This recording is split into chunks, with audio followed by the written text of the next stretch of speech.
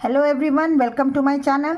आज हम करेंगे चैप्टर 10 मेंसुरेशन का एक्सरसाइज 10.1 से क्वेश्चन नंबर 11। तो चलिए शुरू करते हैं। क्वेश्चन 11 है, a piece of string is 30 centimetre long. What will be the length of each side if string is used to form a square.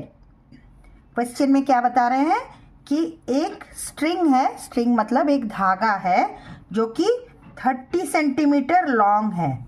मान लीजिए ये एक धागा है जो कि 30 सेंटीमीटर लॉन्ग है, मतलब इसकी लंबाई 30 सेंटीमीटर है। What will be the length of each side if the string is used to form a square. अब क्या बताया जा रहा है कि इसी धागे से उसने एक स्क्वायर बना दिया। इसी धागे को मान लीजिए मरोड़ के इस तरह से स्क्वायर बना दिया। अब आपसे पूछा जा रहा है कि जब ये स्क्वायर बन जाएगा तो इनके साइड्स का लेंथ क्या होगा, मतलब ईच साइड कितना होगा। अब हमको पता है कि square is a regular figure. Square जो है उसके चारों साइड्स जो है बराबर होते हैं, मतलब कोई एक भी साइड निकल गया तो हमको साइड का पता चल जाएगा। अब ये 30 सेंटीमीटर क्या गिवन है? 30 सेंटीमीटर है कि इसी धागे से, तो इसी 30 सेंटीमीटर के धागे से स्क्वायर बनाया गया है, मतलब ये चार साइड इसी धागे से बने हैं और जब हम 4 साइड्स को जोड़ते हैं तो क्या बन जाता है? उस फिगर का पेरीमीटर। मतलब इनडायरेक्टली ये 30 सेंटीमीटर जो है ये पेरीमीटर ऑफ स्क्वायर गिवन है। तो हमको क्या गिवन है? लेंथ, सॉल्यूशन लिखेंगे हम, लेंथ ऑफ स्ट्रिंग जो कि गिवन है वो है 30 सेंटीमीटर। लेकिन ये 30 सेंटीमीटर एक्चुअली क्या है? 30 सेंटीमीटर इज, और ये इसके जगह हम ये भी लिख सकते हैं कि perimeter of square is equal to 30 centimetre. क्यों हमने लेंथ को पेरीमीटर बना दिया? क्योंकि इसी लेंथ से, इसी धागे से 4 साइड बने हैं और 4 साइड को जब जोड़ा जाता है तो उस फिगर का पेरीमीटर बन जाता है। तो मतलब इनडायरेक्टली हम लोगों को ये जो 30 सेंटीमीटर गिवन है वो एक्चुअली पेरीमीटर ऑफ स्क्वायर है। ओके, और पेरीमीटर ऑफ स्क्वायर का फॉर्मूला क्या होता है? That is, perimeter of square के नीचे बस उसका हम फॉर्मूला लिख लेते हैं। क्या है? 4 इंटू साइड, ठीक है, और इक्वल टू के नीचे इक्वल टू, 30 के नीचे 30। अब हमको क्वेश्चन में पूछा क्या जा रहा है? What will be the length of each side, मतलब एक एक साइड कितने के बराबर है। और यहाँ पे हमको इस वाले इक्वेशन से हम साइड निकाल सकते हैं। कैसे निकालते हैं? साइड जो है ये लेफ्ट हैंड साइड है ना, तो इसको इसी साइड रहने दीजिए। साइड को हमने यहीं रख दिया, इक्वल टू के नीचे इक्वल टू लिख दिया, 30 सेंटीमीटर के नीचे 30 सेंटीमीटर लिख दिया।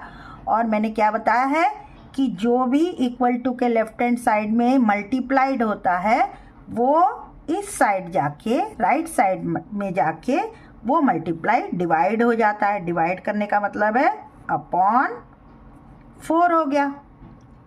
ओके, जो मल्टीप्लाई है वो इधर जाके डिवाइड हो जाता है। तो हमारा अब साइड निकल सकता है, लेकिन ये तो फ्रैक्शन में है, हम ऐसे थोड़ी छोड़ेंगे इसे।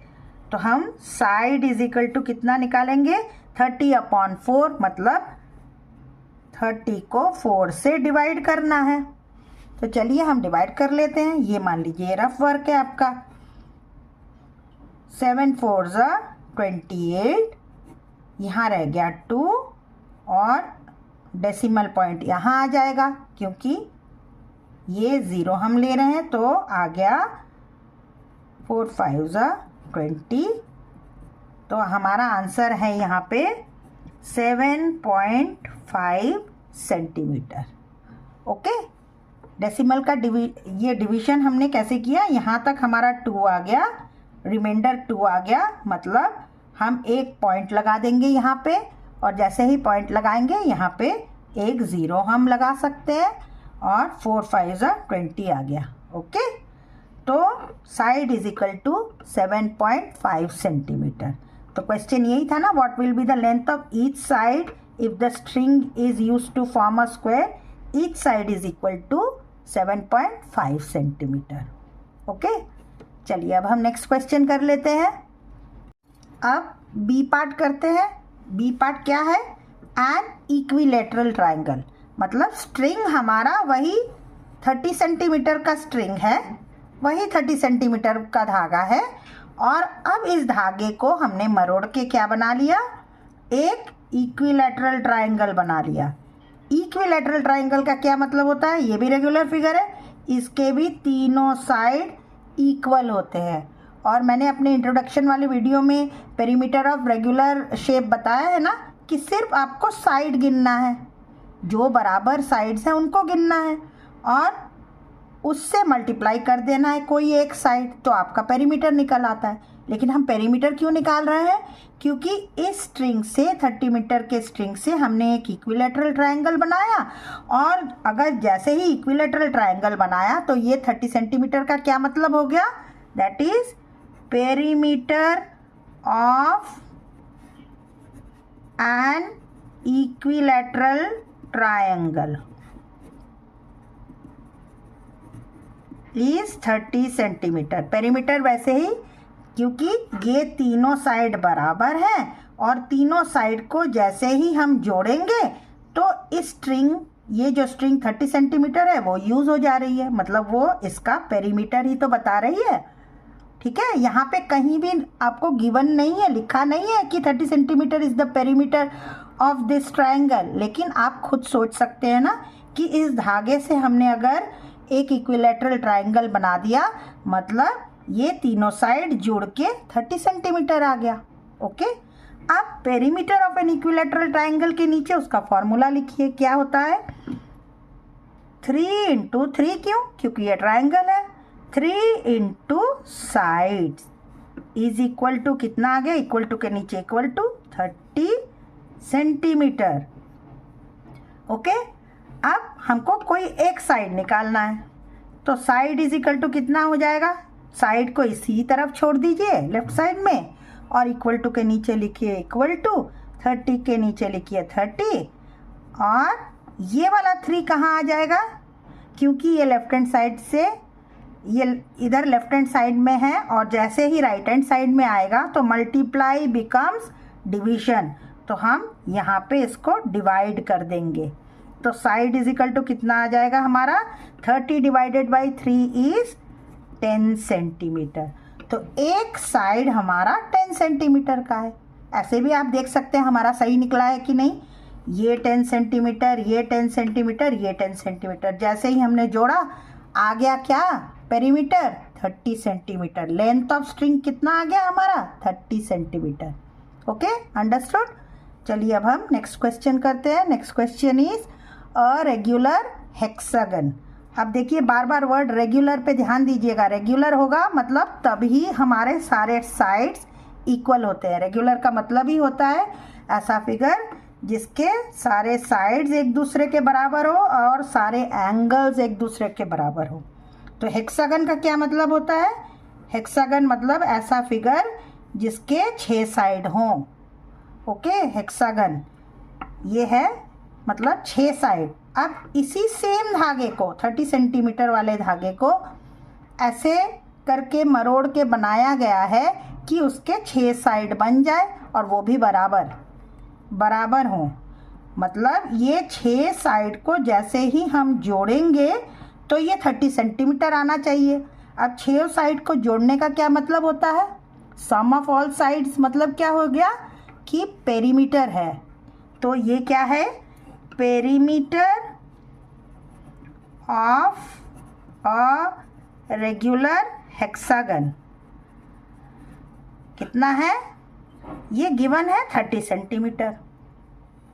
और पेरीमीटर ऑफ रेगुलर हेक्सागन का क्या फॉर्मूला हो जाएगा? वैसे ही जितने नंबर ऑफ साइड्स हैं उसको लिखिए। साइड्स कितने होते हैं हेक्सागन के? 6 साइड इंटू 6 इंटू साइड, जो एक का निकलेगा वही सबका हो जाएगा लेंथ। तो 6 इंटू साइड इक्वल टू के नीचे इक्वल टू 30 सेंटीमीटर यहाँ लिखिए। ठीक है, हमने बस पेरीमीटर ऑफ रेक्टेंगुलर हेक्सागन की जगह उसका फॉर्मूला लगा दिया, यहाँ इसके नीचे ये लगा दिया, 30 सेंटीमीटर के नीचे 30 सेंटीमीटर। अब साइड को एक तरफ छोड़ दीजिए क्योंकि साइड ही तो हमको निकालना है ना, तो साइड को हमने लेफ्ट साइड छोड़ दिया, इक्वल टू के नीचे इक्वल टू 30 सेंटीमीटर यहाँ लिख दिया। और जो चीज़ लेफ्ट हैंड साइड में मल्टीप्लाई हो रही है वो राइट हैंड साइड, राइट मतलब ये साइड जो है लेफ्ट, और इक्वल टू के इधर जैसे ही आएंगे वो हो जाएगा राइट साइड। तो जैसे ही हम 6 को इस तरफ ले आएंगे, क्योंकि उसके बाद वाला साइन क्या है, मल्टीप्लाई है, तो यहाँ जाके ये डिवाइड हो जाएगा, मल्टीप्लाई बिकम्स डिविजन। तो अब साइड इज इक्वल टू कितना आ जाएगा, 30 डिवाइडेड बाई 6 कितना होता है, 30 डिवाइडेड बाई 6 इज 5 सेंटीमीटर। मतलब एक साइड 5 सेंटीमीटर का है तो ये भी 5, ये भी 5, ये भी 5, ये भी 5, ये भी 5। आप जोड़ के देख लीजिए 30 आ रहा है कि नहीं, आ रहा है ना, तो मतलब हमारा साइड बिल्कुल करेक्ट निकला है। ओके, तो इस तरह से रेगुलर फिगर का अगर आपको पेरीमीटर गिवन है, अगर नहीं भी आपको समझ में आ रहा है कि क्या दिया है, पेरीमीटर वर्ड नहीं यूज़ किया है, तो भी आप लोग ज़रा समझ के उस क्वेश्चन को करेंगे कि वो लेंथ अगर पूरा दे रहा है मतलब वो पेरीमीटर ही पूछ रहा है। ओके, तो आई होप स्टूडेंट्स आपको ये वाला क्वेश्चन अच्छे से समझ में आया होगा।